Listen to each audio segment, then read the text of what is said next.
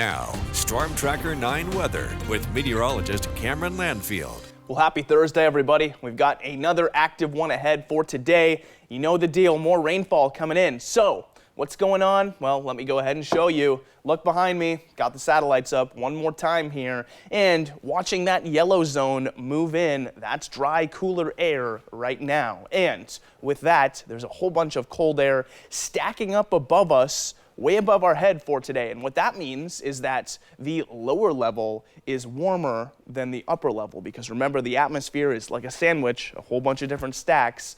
Now, when the upper level's cooler than the lower level, warm air rises, and that rising motion is what makes our instability. It's super unstable for today because of how much colder it is overhead. So all of these little dots you see everywhere out on the satellite, well, those are pop-up showers. And depending on how fast they pop up, they are more or less intense. So if we see some particularly strong ones for today, they could pop up into a thunderstorm and might even give us some hail.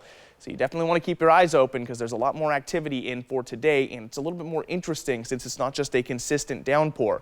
Now I'll show you the stormcast here so we can see if we can point out a couple of the strongest cells. Now through the morning, it's not going to be as cellular or showery. It's more consistent here at 5 a.m. over the valley, but we'll move forward to 6:30. Now we see some of that sliding out towards the east, and this is when the showers begin. I also want to point out all the pink and blue over the mountains. There's a whole bunch going on over the mountains for today, but we'll get to that in just a moment.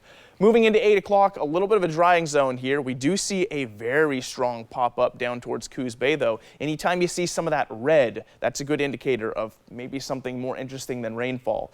10 a.m. and we still got a lot going on towards Roseburg. Might even see some hail at that point. We're picking up the pink and blue down there, so might be the case. Then moving into 12:30, seeing some of these more pop-up showers. Another really strong one right there over Florence. You see that pink overlapping the red? That's a good sign. Moving into 1:30, even more. Now that big cell moves into Eugene, might hear some rumbles over the area at that point. 2 o'clock, and it looks a little bit less strong, but now we've got just some smaller sort of disorganized showers taking over towards 5:30. Nothing too interesting to point out at this point, but still continuing to get more and more showers. And then we actually start to dry out as we move into 7 o'clock.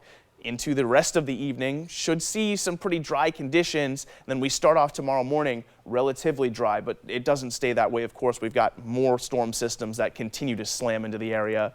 So here's the totals for today's rainfall. A lot less than yesterday, clearly, and that's because of the less consistent nature of the rain. It's just going to be pouring occasionally, but these are definitely subject to change. When we have these showery events, sometimes it's harder to actually track what those totals are going to be, so could see a little bit more of a spread in those numbers. And like I said, it's crazy over the Cascades today. It is indeed a heavy snow day, and tomorrow is going to be as well. We could see up to 8 inches of snowfall from now into tomorrow in many areas. Looks like 9 inches in Santiam Pass, and then all the way through Saturday up to maybe even 2 feet of snowfall over the passes. So it is going to get less and less easy to move through that area, which is why we've got so many current alerts up right now. I know we're lit up like a Christmas tree here, but it's sort of disorganized. Basically what you need to know is just don't go over the Cascade passes through Saturday afternoon, Saturday evening. And if you do plan on moving over that area, check with ODOT.